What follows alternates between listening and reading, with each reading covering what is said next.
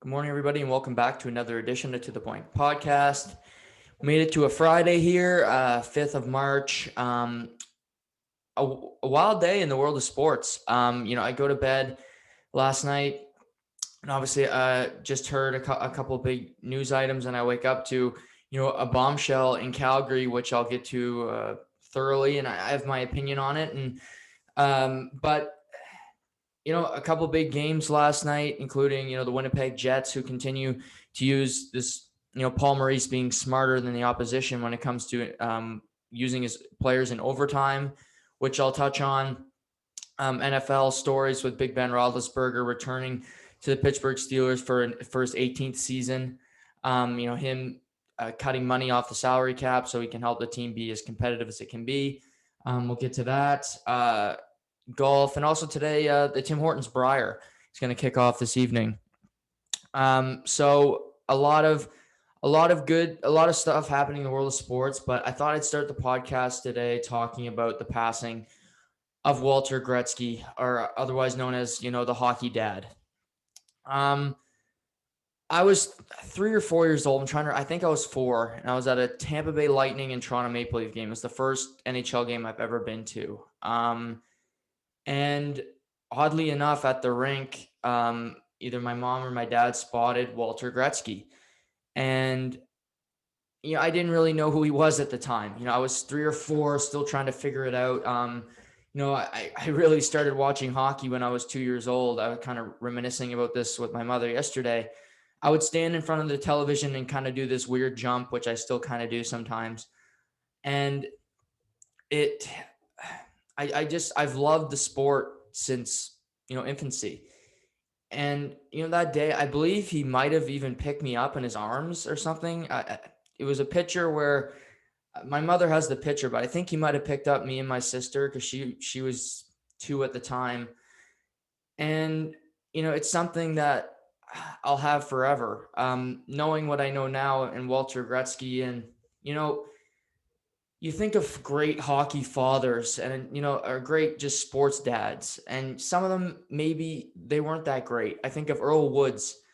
I think Earl Woods was a good father, but the way he pushed Tiger, and, he did some things that maybe you don't do to your kid when they're that young. But so you can go either way on that one. You got Richard Williams, who's the father of Serena and Venus. He's got his bugaboos. He's got his warts when it comes to being a parent, and how he approached getting, his daughters into tennis, and, ultimately being two of the best ever. We didn't really hear bad things about Walter Gretzky. He obviously had a hockey background, but, he's the father to the great one, the greatest player in the history of the sport. And yeah, I encourage everybody to read his book, Hockey Dad. It's really interesting. And the way Wayne talks about his dad, and how, Walter was he knew the game so well, but he didn't care how Wayne went about it. I think he obviously loved so much that his son had so much success, and that he ultimately became the greatest ever. But like Wayne, he was so humble. He met me. He met my parents. Nobody's from Rexton, New Brunswick. He took the time out of his day to take a picture with us. That just tells you who he is.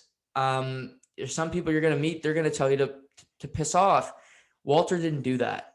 And he'll be missed forever. But we can all remember him fondly for, obviously being the father of the great one, but just being a great ambassador for the sport, approaching it the right way. And I think we can look at athletes, we can look at parents and say, we see the alpha dog competitors where, they're pushing their kids to play every game that they can, or, you can only focus on one sport, or you got to do it this way. You got to be hyper competitive. And I'm not saying that Wayne wasn't that, but I think Walter gave him that approach where if hockey doesn't work out, it's okay. If it's not for you, you know what, that's fine. You'll find another path in life. And I just think it's I'm not a parent. I don't ever want to be a parent. So that I'm not preaching to the choir here. I just think it's a different approach that we don't see all the time. And clearly it worked for Wayne and the way he was programmed, because we see the way he handles himself, talking about today's athletes like Connor McDavid and Sidney Crosby. Wayne doesn't like hearing that he's the best ever. And I think that starts from his dad, because he probably instilled in him, you're no better than, Joe, who cuts plywood at Home Depot. You're no better than a Tim Hortons worker. It's just, we're all just people. And I think we can take a lot from Walter, in that we just be nicer people. And he was a great man. And like I said, he'll be missed forever. And obviously he was 82. He was dealing with Parkinson's and some other medical issues that Wayne talked about last night in his Instagram and Twitter posts. But obviously it's great that he's not sick and suffering anymore, but the hockey world will miss him. Ranks will miss him, but his legacy will live on forever.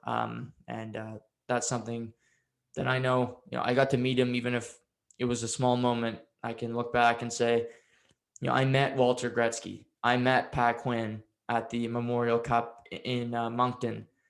I met some of these great people that are no longer here, but I can at least say, I had a small, I was a tiny little fragment in their life. And, it obviously means a little bit more to me, just being a nobody.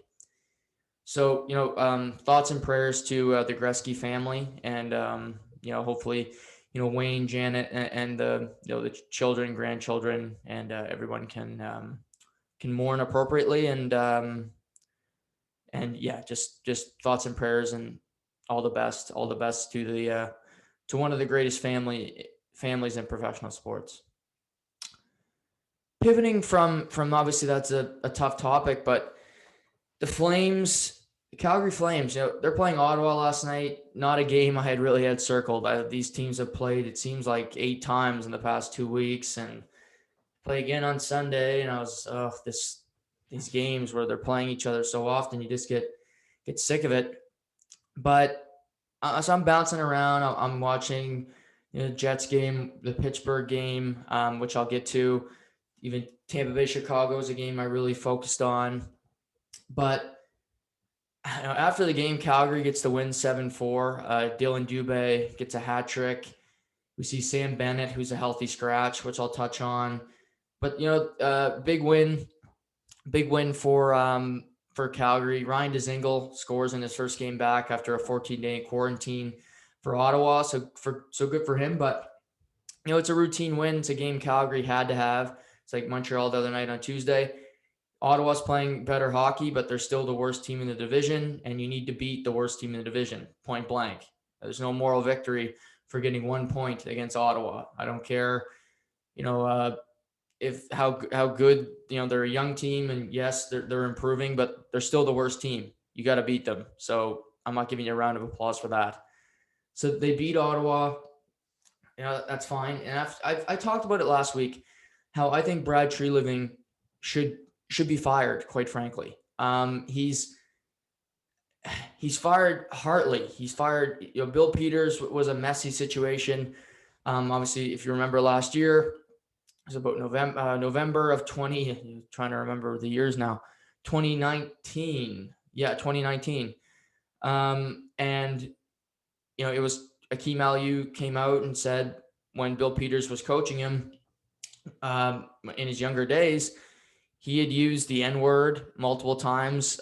He had said derogatory things to him, and he was, promptly fired and thrown out of the NHL, which was obviously the correct decision. There's no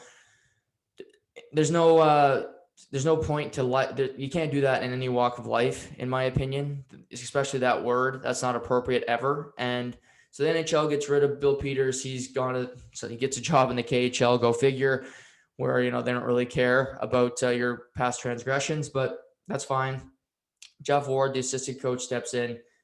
He does a pretty decent job. Then we go through the pandemic. They get to the bubble. They beat Winnipeg, then lose in the first round of the playoffs. So, not a great run for Calgary. But they start the year and they've been a tire fire. We talk about Calgary, Vancouver, Montreal has really hit the skids here. Edmonton was playing great hockey till they meet Toronto. And now they've kind of fallen back into the pack.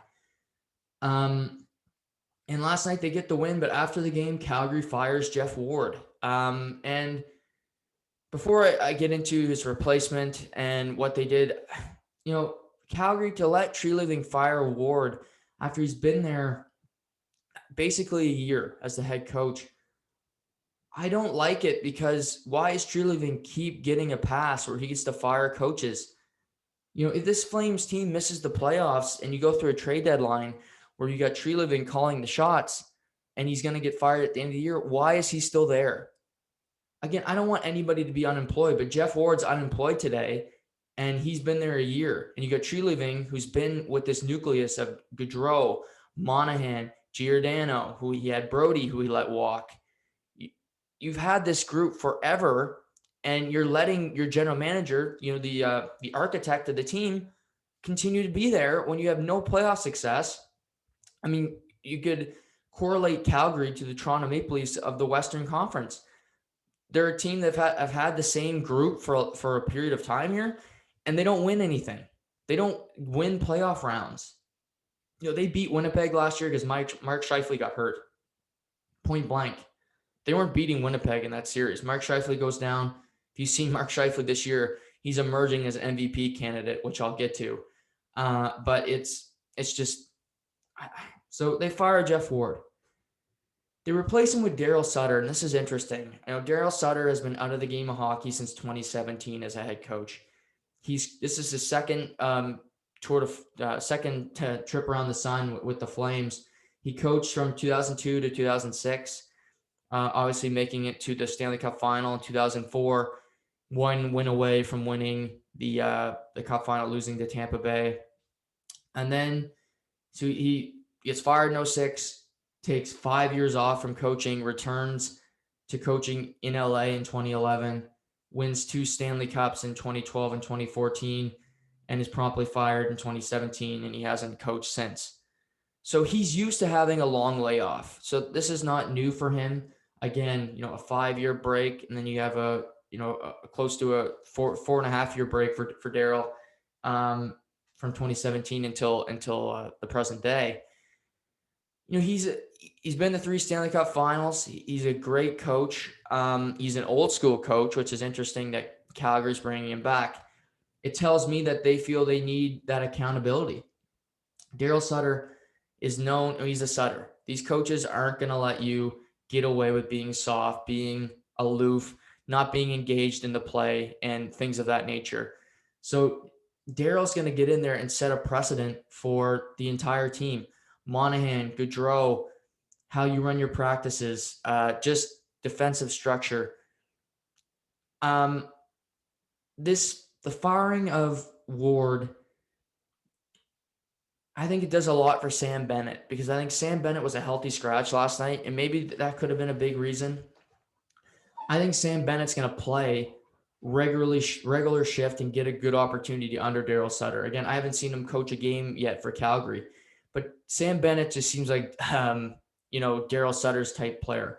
In LA, he loved his, a guy like Dwight King. Dwight King is not a household name. He's not even half as skilled as Sam Bennett, but he had that similar body. He liked to crash and bang, and he would play every night. Jordan Nolan's would play in LA, Kyle Clifford's, and these guys aren't as skilled, but Bennett adds that little bit of versatility to his game where he's not afraid to throw a check. We're seeing in the NHL right now, how many games where there's no life? There's no fight to the game. And I'm not saying literally fighting, because fighting does not have to be the center of attention anymore. You don't need the Broad Street bullies. That doesn't have to be the game. But throw a check. Be engaged. Care. And yes, there's no fans, and people can use that as a crux and as an excuse. That's not going to work for me. You're either engaged or you're not engaged. Matthew Tkachuk, he's my favorite player in the NHL. He hasn't had that same jump this year that we've seen. Bennett is a guy that he can lead you into the fight too, and he's not going to be a big goal scorer, but he's a guy that you get into the playoffs. A team would love to have a Sam Bennett because, again, he plays the playoff style. The teams that win the playoffs play heavy. They hit. They make it tough on you. They turn pucks over. That's Sam Bennett's game, and I think Darryl Sutter would love him as I would play him at center myself, maybe right wing if you really want to try him there. But I see Sam Bennett getting an augmented role with Darryl Sutter now joining the fray here. But grand scheme of things, it's an interesting hire. His first game will be tomorrow against Edmonton. Obviously, the Battle of Alberta, which we've seen a few times this year. It's had no life. Hopefully, tomorrow night we get a game where you're actually excited to watch it. I mean, watching that Calgary Ottawa game last night, the Toronto Vancouver game, there's nothing. The Canadian division is number one for having nothing when it comes to, wow, I really want to keep watching this game because I'm just it's so passionate, and I love the seeing everything that comes with it. There's nothing there, and I get it for Calgary, but big picture, they've hired Darryl Sutter to a 3-year deal. The rest of this year plus 2 more. Treliving, if you miss the playoffs, he's got to go. He's got to go. And it's just called fair is fair. How can you fire this many coaches? He's fired Glenn Gulletson, Hartley, Bill Peters, Geoff Ward. That's 4 coaches under his tenure. And I'm probably missing one. I don't know how a general manager can get away with that and still be employed when if you're ownership, you look at the roster from these 4 coaches, a lot of the same guys are still there.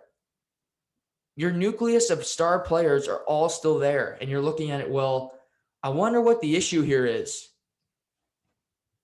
I'm a guy with a podcast and I can tell you what the issue is. If you're ownership, what the hell are you doing? Like running your head into a wall saying, okay, our depth guys aren't working for us. No, your star players haven't been producing for a period of time and you're doing nothing about it.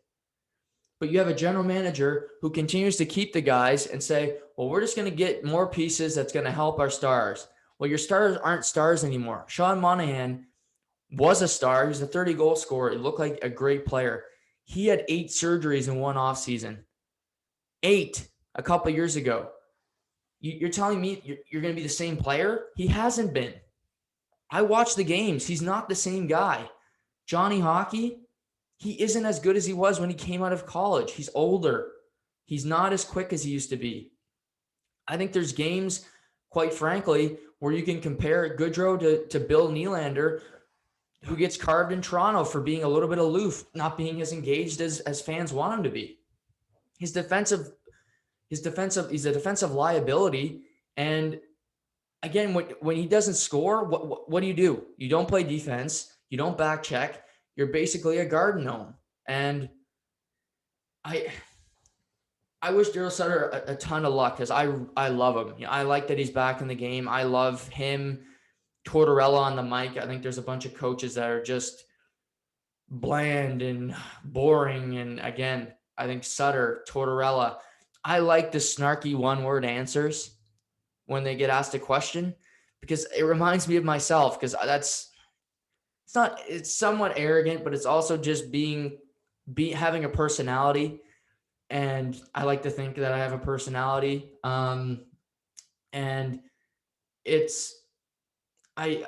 wish Darryl the best of luck. Obviously he loves Calgary. The way Pierre LeBrun described it, he lives in Alberta, so I don't believe he's going to have to quarantine. He'll be able to come in and I think if he passes a COVID test, he should be shipshape.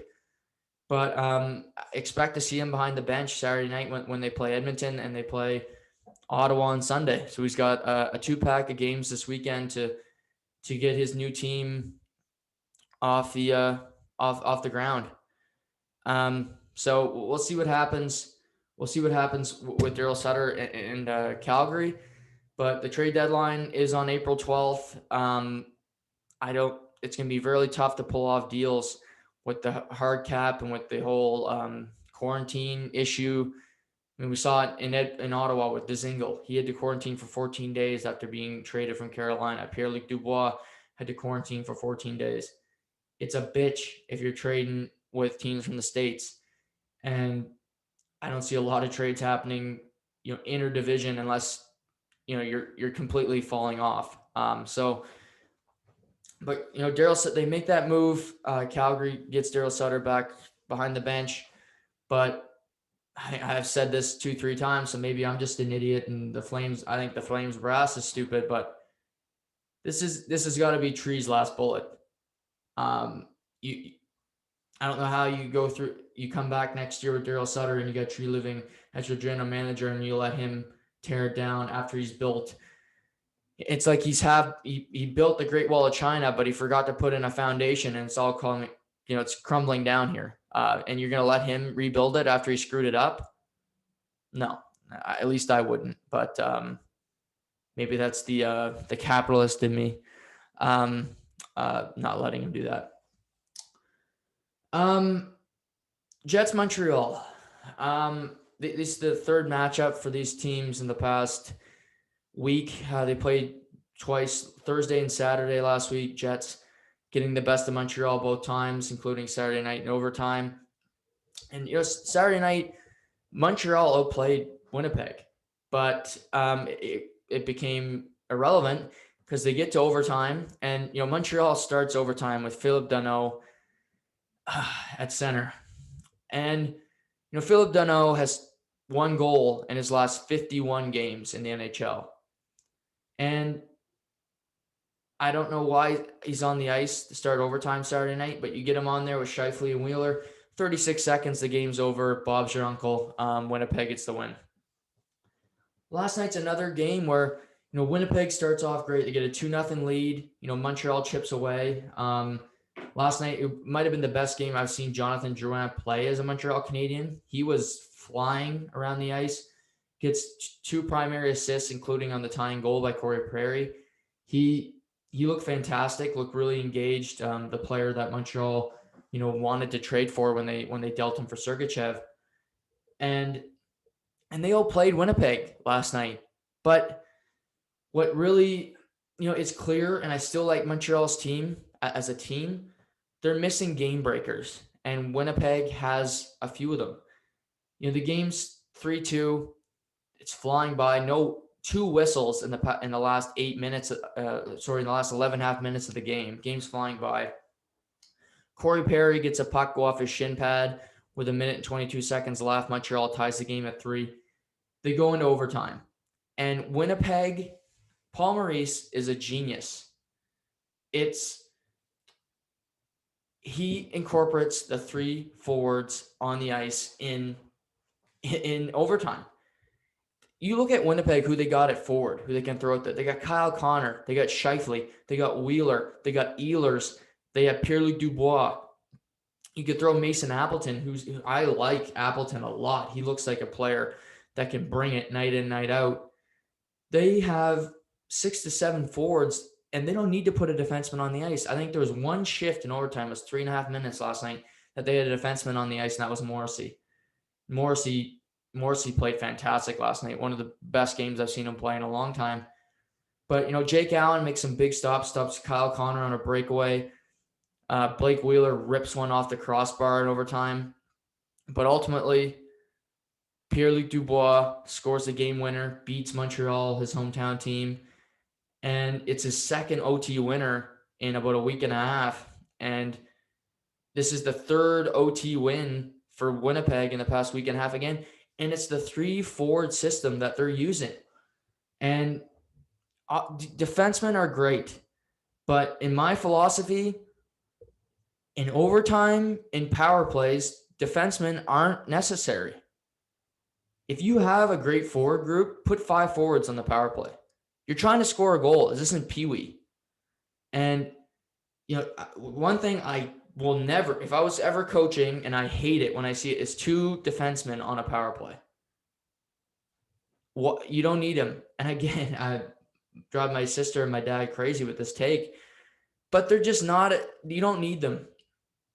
If I'll look at the Winnipeg Jets, they won 3 overtime games not having a defenseman on the ice. So clearly it's working. You're just going to throw a defenseman out there because it's what conventional wisdom says to do it? Fuck conventional wisdom. You play to win the game. Herm Edwards. That's what they're doing. Montreal's throwing Weber and Sherrod out there at the same time.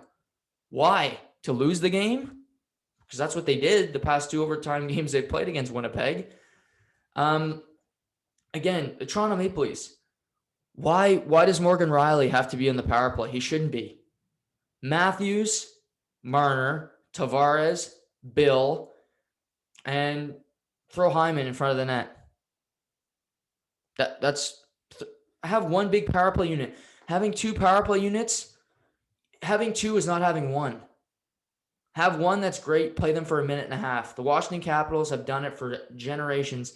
So have the Pittsburgh Penguins, and their power plays are pretty damn good. Crosby, Malkin, Kessel, when they were going winning cups, they're out there for a minute 40. The Brian Rust and the second unit with Kunitz, they're garbage time that it's over anyway. Again, it's like saying you have 2 quarterbacks in the NFL. If you have 2 quarterbacks, you don't have any. If you don't have confidence in one, you say, oh, we have 2 quarterbacks that we love. No, you don't. You have 2 below average quarterbacks that you're peddling to your fans that are any good. They're not any good. And you suck, but you have to lie because you're too embarrassed to admit that you failed to address the position. So, Montreal, again, good effort from them last night. But Winnipeg's good. Winnipeg's the biggest threat to the Toronto Maple Leafs. Toronto's still got a huge lead. I think it's a 7-point lead in the division. Winnipeg does have a 2 games in hand on Toronto, and they play 9 more times. So that, including a few 3 next week, so that'll be interesting games. But Winnipeg just has a nucleus of a team that's really strong. The Dubois ad is fantastic. Paul Stastny, they basically took him from Vegas because Vegas needed to dump salary. He gets 2 goals last night. He's playing with Scheifele. And, on the round table with the boys the other night, we talked about, most of us had Mark Scheifele going into the Olympics. Mark Scheifele is an MVP candidate right now. This might be groundbreaking to some Leafs fans, but he's actually got more points than Matthews, and he's got 2 less points than Marner. He's got 32 points on the year. You got Patrick Kane, he's got 35, McDavid with 40.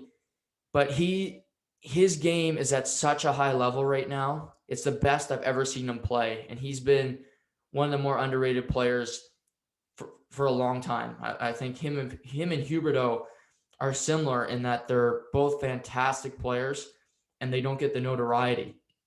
And it's surprising with Scheifele because he plays in a Canadian market, but maybe because it's Winnipeg and, Toronto has to be on the topic of discussion for 2 hours and 45 minutes of a 3-hour show, you forget about Mark Scheifele and, what he's accomplished. But for me, the MVP right now is Patrick Kane still. I mean, they lose last night to Tampa Bay, which we'll get into, but he's leading a group of nobodies into a playoff position right now. If they miss the playoffs, then he's out. I can't award an MVP to a team that doesn't make the playoffs. That's just my philosophy. If you're most valuable to your team, you get them to the playoffs. They're in a playoff spot right now, so Patrick Kane's my number 1. I'd have Huberdeau too. Florida had no expectations before the year. Chris Driedger is their number 1 goalie with Sergei Bobrovsky still trying to find his game. Seamus made the point the other night, Aaron Ekblad is playing some great hockey. He had 3-point night last night in their win over Nashville. He's playing good. You got Vincent Trocheck, who they moved on from, but Patrick Hornquist has 10 goals, who Pittsburgh threw away. Huberdeau's producing. Mason Marchment, a Toronto cast-off. gets a goal last night. But Huberdeau is the engine of that team. I think Barkov is still an elite player, but I think Huberdeau would be number 2 for me. And then, after that, Scheifele. I think if you put any of these 3 guys at number 3, I'm fine with Scheifele, McDavid, or Matthews. Whoever order you want, I don't really care. Matthews has missed some games, so maybe you dock him a little bit. Again, injuries is part of it. If you miss time, I think it does hurt you. I don't think you can win an MVP award and your team's winning without you. They win a bunch of games without Matthews in the lineup. They play Vancouver last night, and they lose the game. Is that all on him? No, but it's just another element to consider. McDavid, he has his bugaboos. He scores no points against Toronto. So does that dock him? Draisaitl with 1 point in 3 games. I think if you look at consistency over the past couple of weeks, Scheifele has been more consistent than Matthews and McDavid. McDavid has had his spurts where he's been really quiet. Matthews has been injured. And he's played twice since coming back. No points. So those 3 would be in the 3rd slot for me. And if you're a fan of the team, I'm sure you have your guy at number 3. But Scheifele is right there, and I don't expect him to slow down because I think he'll take the challenge of playing the Toronto Maple Leafs next week and again 9 times before the end of the year very seriously. And if he has a really good head-to-head with Matthews and Marner, you're playing a team that gets more notoriety than almost any team in professional sports. So that can't hurt his case either. So it's interesting to watch as we get down the stretch here when it comes to MVP and players that we see emerging as perennial candidates for the award. Another game last night. I get off work. I look at my box score. It's 3-0 Pittsburgh. First period. And I'm like, oh, God, Philly. I thought Carter Hart was in net at first off, but he doesn't get the start. He started the other night in a 5-2 loss. The kid has no confidence right now, so they start Brian Elliott with a.k.a. Moose in the net. 3-0, but Philly starts chipping away. They score a goal at the end of the second period, make it 3-1. And then, a really great effort from Claude Giroux. 3 points in the third period, including the game-winning goal with 2 minutes and 8 seconds left. And the Penguins gag away a 3-0 lead, losing 4-3 in regulation to their arch rivals. And this is a huge game. They come into the game tied in the standings with 25 points. Philly gets the win, and it's a 4-point game because you don't let Pittsburgh get a point. A 3-0 lead in the 3-1 lead going into the third period, and you don't get a point if you're Pittsburgh. That is so deflating. And they get Crosby back off the COVID list. I don't know how he only missed 1 game. I don't know if it was Golden Boy and he can't get COVID. But he was activated off the COVID list. He played last night, and he let the team throw it away. But, Giroux's had a quiet year, and he came out last night. I think he gets up for these games against Pittsburgh. We've seen that playoff series, I think it was in 2012, where he was better than Crosby in that playoff series. Laid him out a few times. Crosby didn't like it. Giroux was better, and Philly won the series. And you look at the East Division, it's going to be a dogfight because you got Boston, Philly with the win, ties Boston in points. They're now in third in the East. Boston sits in fourth. You got Boston, Washington playing again tonight after they played Wednesday night when it went to the gimmick. Again, Philly, Pittsburgh play again tomorrow, the third matchup of the week. So that'll be interesting. You got, again, the Islanders who continue to pick up wins. They crushed the Sabres last night. Just goals from all over with Matt Martin, Dobson finding the back of the net, Jordan Eberle, but they're playing good hockey. And, Washington has been really inconsistent. They haven't had a number 1 goalie all year. Ovechkin has been sporadic in his goal scoring, but they still find ways to win. And this division is the most compelling to me. It's the best division, and it's going to be a dogfight to win it. And these games, when you play the Devils, when you play the Rangers, when you play Buffalo, you need to win these games, point blank. And yet we see the Islanders take advantage of it. Boston hasn't really taken, they played New Jersey this year. They've lost New Jersey 3 times. They play them again on Sunday. You need to beat New Jersey. You need to beat Buffalo. The Rangers have turned it around a bit, but it's I can't take it with complete face value because they beat New Jersey. They crushed them 6-1 last night. But how good is that's not an impressive win. You beat New Jersey, who are a bottom of the standing team. So a lot to consider for sure here. But we'll see. For Pittsburgh, it's such a deflating loss. Again, it's one game. But in this division, when you have a 3-0 lead against a team that's, again, tied with you in the standings, you can't give up that lead. And I look at Crosby, I look at Malkin here. Okay, you're winners, you're champions. You can't let that happen. Is it all on them? No, but you're the leader of the team. Lock it down. Crosby, if you're the captain, you're a great leader. Don't let them throw away a lead like this. Be assertive on the bench. Don't look at the ref and look for a call last night, which he did a few times. Be assertive and lead by example on the bench and just say, guys, we got to lock it down here. We're beating Philly. Fuck this team. And, Giroux just wanted it more last night than Crosby and the Penguins. They got a 3-0 lead, and they just kind of rested on their laurels that they were going to win the game. And it got thrown in their face when Philly said, you know what? No, we got our ass kicked the other night, 5-2. Elliott settled into the game after letting in 3 in the first period. They didn't pull him. He stayed in the net. He got confident. He stayed consistent. And, Philadelphia ultimately wins the game.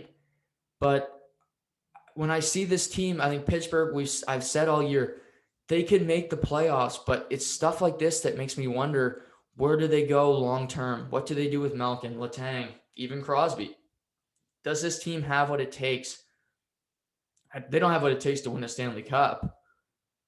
No way. Could they be a playoff team? Yes. They play a Washington. I don't think they beat Washington in a playoff series. I don't think they go far in the playoffs. And for a team like Pittsburgh, when you got Crosby, Malkin, making the playoffs is not an accomplishment. And then getting, bowed out early. Their past few playoffs, swept by the Islanders. They lose to Montreal in one of the biggest upsets in the bubble in 2 straight. So a lot of season left, but in these games where they're basically a playoff game in a regular season, and you get a 3-0 lead, it tells you a lot about just this team in general and how they're built, where they let an arch rival come back and steal 2 points from them. So a disappointing effort from Pittsburgh last night, and we'll see how they can come back tomorrow afternoon against the Flyers. Another big game last night was Tampa-Chicago. Again, they play 3 times in the next 4 days. Chicago's been the surprise of the season. Patrick Kane, like I said, second in the NHL in scoring. They get guys like Pius Suter and Philip Kurashev, Boquist, Evan Mitchell. They got 8 rookies in their lineup, and they've all been contributing, and they've somehow found ways to win. And last night they jump out to an early 2-0 lead. They get a shorthanded goal by Ryan Carpenter. Patrick Kane scores his 12th of the season. But Tampa, they're a winning team. They know how to bounce back. They score 2 goals in the first 3.5 minutes of the third period to tie the game. And then with 1 second left in overtime, Alex Killorn taps in the game winner. They beat Chicago coming back from 2-0 down.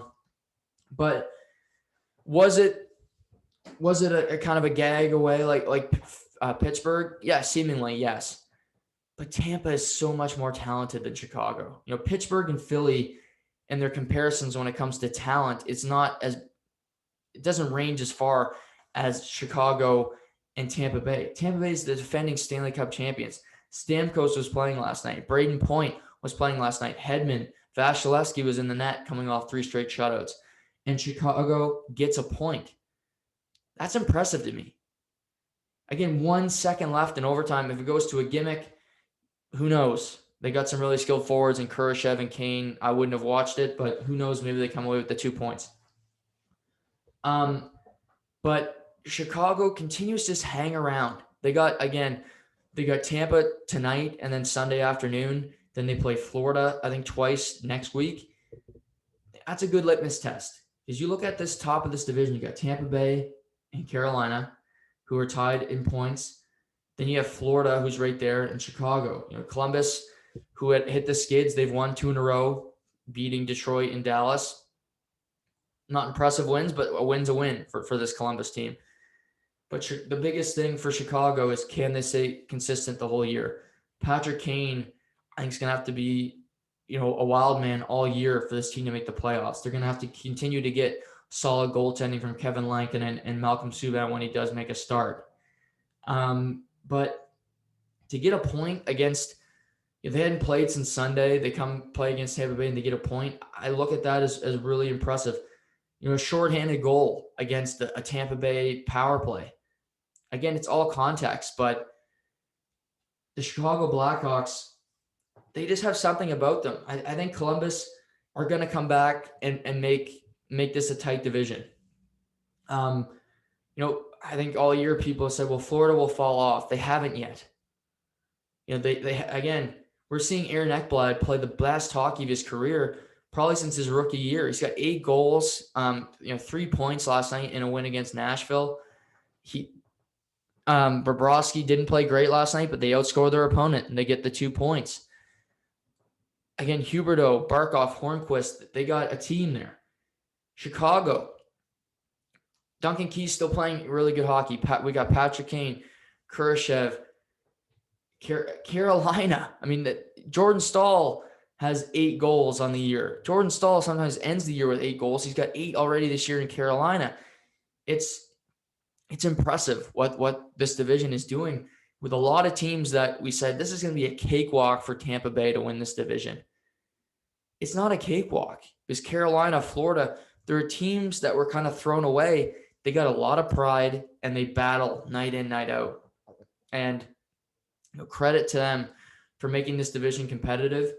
And I just think Chicago deserves some credit for taking a Tampa Bay Lightning team to overtime.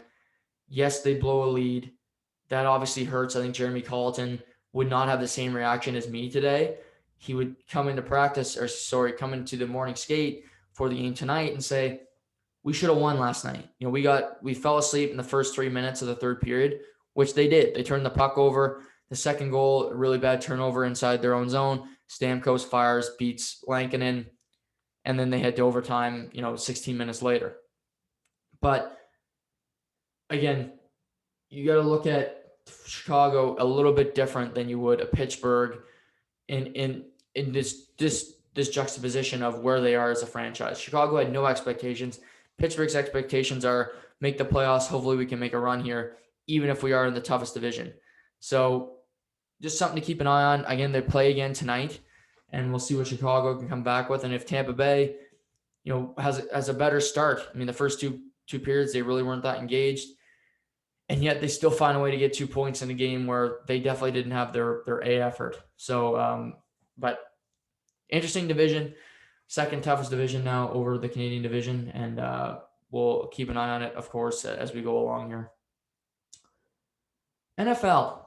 Talked about some of the stories yesterday. And then it comes out that, Big Ben Roethlisberger is coming back for his 18th NFL season. All 18 have been spent in Pittsburgh with the Steelers. He's 2-time Super Bowl champion. He's going to be a Hall of Famer. He's, people either really love Big Ben or hate him. And I have an appreciation for him. I think he's one of the tougher quarterbacks.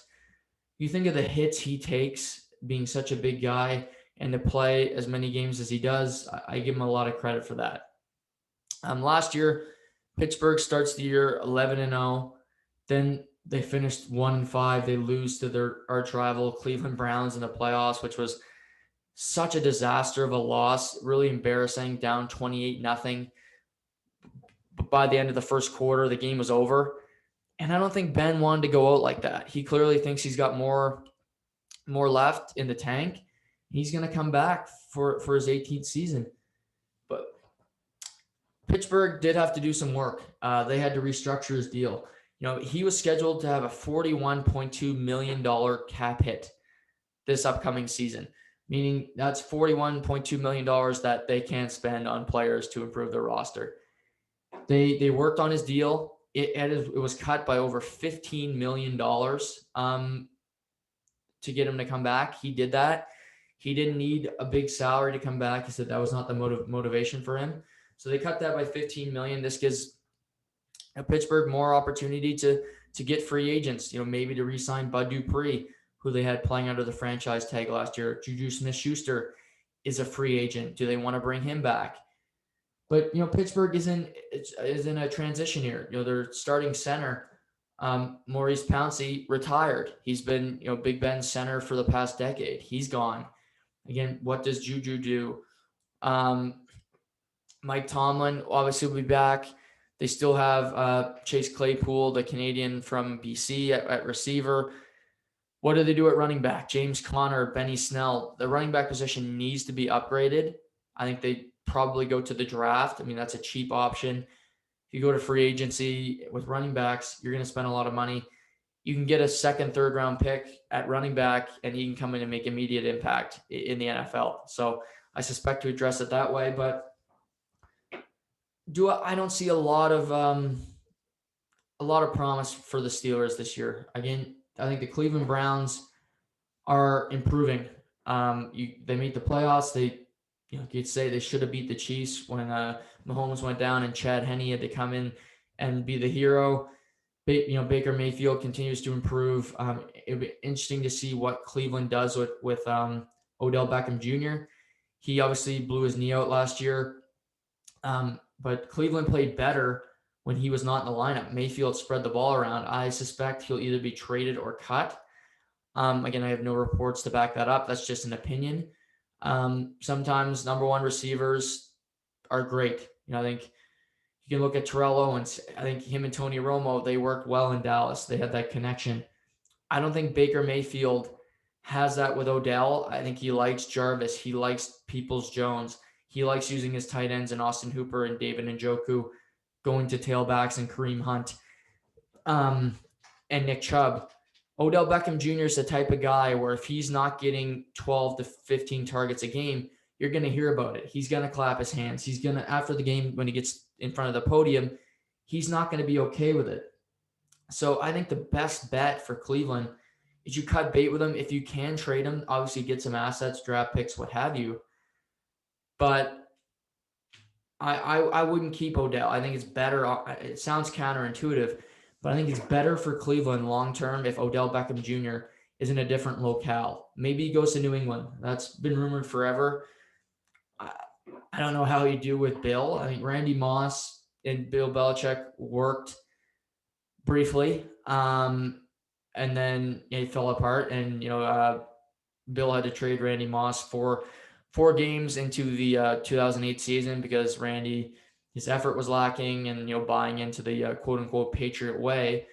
But maybe Odell goes there. Maybe Green Bay. That's a team we've heard forever. If Green Bay wanted to give Aaron Rodgers the best chance to win a Super Bowl, you get him another great receiver to play alongside Devontae Adams, a two-headed monster. That would certainly be interesting. But for Pittsburgh again, you got Cleveland who look good. You still have Baltimore with Lamar Jackson, who was an MVP. They get to the playoffs last year. I like their team. I think they need to upgrade the receiver position. I don't see them trading Odell to Baltimore, but I think Lamar needs better receivers. Having Hollywood Brown, he's a very good receiver. He's not a number one, but he's a good little receiver. Willie Snead, again, Mark Andrews is still a very valuable tight end. They got J.K. Dobbins. They got a lot of different things working for them. But again, tough team there. And then you look at the rest. Cincinnati, they're not going to be an elite team, but they're third in the pecking order of that division for sure. when it comes to where I see them finishing. They're still third. So unless they make drastic changes, I see Big Ben coming back for a swan song season where, I'm not certain they make the playoffs. You got to play Cleveland twice. You got to play Baltimore twice. And those are tough. It'd be tough to find wins there. Obviously Cincinnati, you're going to bank on beating them, but maybe Joe Burrow comes back from his torn, ACL, MCL. They finally get an offensive line in Cincinnati, so he's not running for his life every play. And, they make some noise. Nobody suspected Justin Herbert and the Chargers to look good. Maybe in the sophomore year, Joe Burrow can make a splash here. But good for Big Ben for reducing money. Clearly it's not all about money for him. He still loves playing the game. And if he wants to go out on his own terms, I have no problem with that. Again, he's a Hall of Famer. Pittsburgh, I don't think it's the best move for them. I would have, again, I think they're holding on to him too long. I would have maybe started a rebuild, or you look to address your quarterback situation in the draft or via free agency. But clearly they think this is the best option for them, even though I disagree with their long-term plan here. And then I'll finish today talking about golf. Yesterday I didn't get to watch a lot of it, but the Arnold Palmer kicked off. Not a loaded field as I touched on in yesterday's podcast, but we still have some great players. And at the top of the leaderboard, they didn't fail to him out. You got Rory McIlroy shoots 6 under early in the day. He gets at the top of the leaderboard. Bryson DeChambeau shoots 5 under. He was in second. Victor Hovland, who finished T2 last weekend, he finishes he's 3 under for the day, so he's right in it. But then the afternoon group, out comes Canadian Corey Connors. He's 6 under through his first 8 holes, just carving out a great weekend here at the Arnold Palmer at Bay Hill. But it's kind of a disappointment for me. He's 6 under through 8 holes, and he finishes the day 6 under. And 6 under is a great score, but you would have liked to see him get a lead. He's tied for the lead, and he's only up on Bryson DeChambeau by a stroke. Again, Corey Connors does not have the reputation as being a winner. You'd like to see him have a few stroke lead. Rory McIlroy has been playing some really consistent golf. I have more faith that Rory McIlroy is going to have a better weekend than Corey Connors, and that's no slouch against Corey. It's just reputation. Rory McIlroy has won every major but Augusta. DeChambeau, again, Hovland is really consistent. So as good of a day as it was for Canadian Corey Connors, I'm left with what could have been. 6 under, he's going to tee off early today because he played in the afternoon group. I'm interested to see what stones he has. What does he have to bring to the table here? Shooting 6 under is great, but does he let his final 10 holes really affect him? How does he react to, I could have been 10 under at a 4-stroke lead. I shoot a 62 here today. I'm feeling it. I'm winning this tournament. You start the day, okay, Rory McIlroy's right there with me. DeChambeau's right there. Victor Hovland can shoot a 63 in his sleep, and I'm in his rearview mirror. So I think this is going to say a lot about Corey Connors and where he is as a golfer in the confidence level. Can he come out and play? You're never going to shoot 6 under every day, but can he not go over par, which is what I worry about today. If he goes 2 over, I don't think Rory's going to shoot 2 over today. Even if Rory shoots 3 under, he's 9 under, say, lead, and you got Corey Connors at -4. I don't think he's making that up on a Saturday and Sunday. He's not playing in the final group. And, Rory and these guys play their best golf when you need them to. So I think this is a huge opportunity for Corey Connors to really show people that he's here to play. He's a key competitor and a guy to look out for, and kind of assert himself as the best Canadian golfer, in the world. Nick Taylor was the last Canadian to win an event. He won at Pebble Beach last February at the Pro-Am. Obviously, February 2020, winning at the Pro-Am. He was the last Canadian golfer to win a tournament. Corey Connors, could he do it here at the Arnold Palmer? And kind of put himself into that mix. We don't see a lot of Adam Hadwin's there. Graham Dillette's still recovering from injury. We don't see a lot of Canadian golfers make a huge splash when it comes to winning tournaments or being in contention on the weekend. So, Connors has finished kind of top 15 in majors at Augusta this past November. I believe he finished T12. So a good week for him. But can he get a win? Start gain some momentum. Go to the Players. Have a good week there. We're still yet to see an elite Canadian golfer step up. I'm sure the Canadian media would say, Corey Connors is a guy that's right there.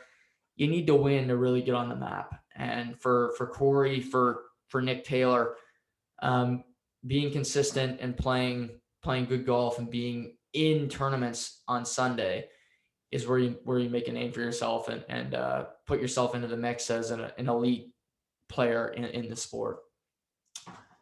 And I mentioned, last weekend we saw Kerry Anderson win the Scotty Tournament of Hearts. It was her second straight Scotties win. Congratulations to her. This week it's going to be it's the men's tournament kicking off in Alberta in the bubble, and it'll be they're going to have the Briar. They didn't have it last year. The Briar was canceled because of COVID. So, the best curlers in Canada are getting together. It starts tonight. About, I think it's 9:30 is the first draw.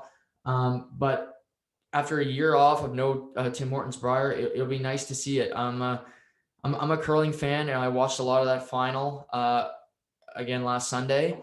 And, seeing, the likes of Kevin Cooey, Brad Gushu, Mike McEwen, some elite curlers, Botcher from Alberta. It's just good to see that curling, which is, one of Canada's greatest pastimes, get to play in a pandemic here. It's in a bubble. They're doing it with health and safety protocols, which is all great. But it's just good to see these competitors and these athletes get to play their sport. Obviously, curling normally in a normal season, you start in October and we see it till April, May. I mean, it's a long season for these curlers, and have that cut so short this year. I'm just glad they get to play in the biggest event of the year. A lot's on the line. You win the Briar, you get to go into Olympic qualifying, which is next season. So a lot to play for. You get to represent your country potentially at the Olympics. So we'll see what happens, but great field, and I think should make for a great Tim Hortons Briar kicking off tonight and all of next week on TSN. Great show today. A lot happening in the world of sports. I'll be back tomorrow morning, talk about the games tonight. We'll talk about UFC 259, which is going to be happening tomorrow night. Get into that card and some of the fights to look out for, and so much more. But prayers to the Gretzky family, to a great hockey dad. I know I grew up with one, so I can always appreciate that. But everybody, stay safe, stay healthy, and we'll talk soon.